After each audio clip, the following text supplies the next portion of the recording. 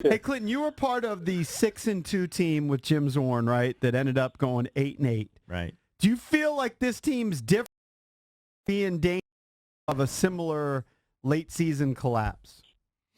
No, I think this team has an opportunity. For one reason, this team is just gelling. I think Coach Gruden is doing a good job at getting these guys to mesh, and I don't see an exploding point in these guys. I really think it's a change of guard that's going on that's only going to get better because you have young leadership. You have the young guys that's stepping up, Ioannidis, Allen, Payne, DJ Swearinger being the vet.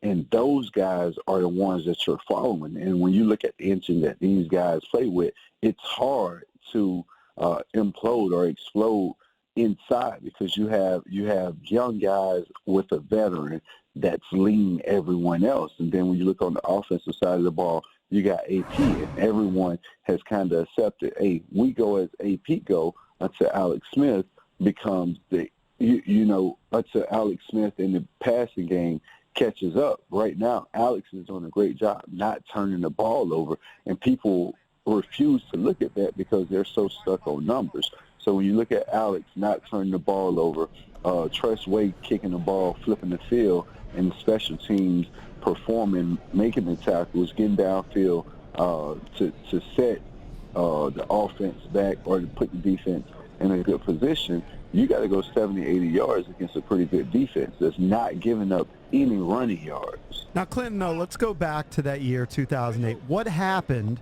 You're 6-2. We actually had T-shirts, horny for Zorny. Oh. We were making a killing. We were entrepreneurs. I heard you recently talk about the hip hip hooray, and you thought it was corny, and things went downhill after that. What happened in retrospect? I mean, it's obvious what happened. You just said you had a T-shirt to say horny for Zorny. Right. That lets you know something was going bad. Because if you listen to Coach Zorn, he's never even horny. That's a sin in his eyes. So if you all knew who you were horny for, then you would have known that was a sin. Well, that's why it was kind of funny, though. Yeah, I can see Blue Shorts' headline already. Yeah, I just couldn't get into that, and I really think great just on a team that was determined, that was hard working, that was focused on being tough, and all of a sudden you get whatever that is that you just played, and you get catchphrases like "horny for Zorny." Right. Well, it was kind of us. then you lose the team. We created. He didn't help us with that. So far. Yeah. Yeah, it's only so far you can go before you lose a team and all the antics, like all the small stuff. I want to say this. I think I've told you this before, Clinton, on the air, but, it's been years since we had you on. But one thing I'll never forget about Clinton Portis is the way he pass protected. Mm-hmm. The way Clinton Portis blocked, the pride you took in that, just the way you hit people. Oh, my God. I could watch that all day long. I don't think we've had anybody like that since. Not even close. The pride you took in that was just amazing. I just want to tell you that was inspiring just to watch that. And I want to get your take, comparing and contrasting Gruden to Zorn. So Zorn's kind of corny. I love Jay. I think he's this folksy guy that's, I think he's a great, we were talking about earlier. If there's a guy I want to go on a golf trip with, or the guy I want to go hang out in a bar, it's Jay Gruden. There's no doubt about it. But sometimes I wonder, he looks kind of befuddled on the sideline. He has this kind of weird look on the sideline. I just kind of wonder if he's kind of in charge. What is sort of your perception of Jay and the players and how they respond to him?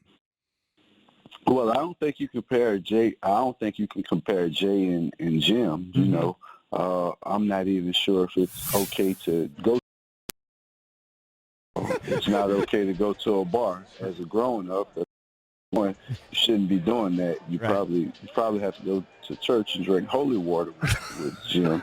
But Jay, on the other hand, I think when you look at the locker room, I think players really enjoy Jay.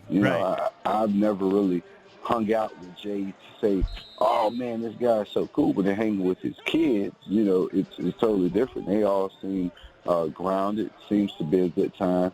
Right. I've never really heard players bash Jay, like, "Oh man, this guy sucks." More guys look forward to playing for him. So that's the difference. When you see Jay, I think he's definitely a player's coach. He's a relaxed coach, not a not a lot of yelling and screaming and backstabbing. That's the biggest thing.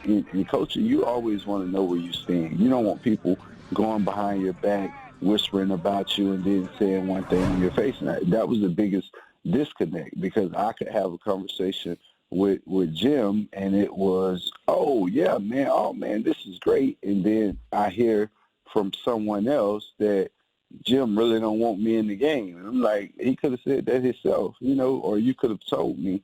Instead, you're sitting beating around the bush.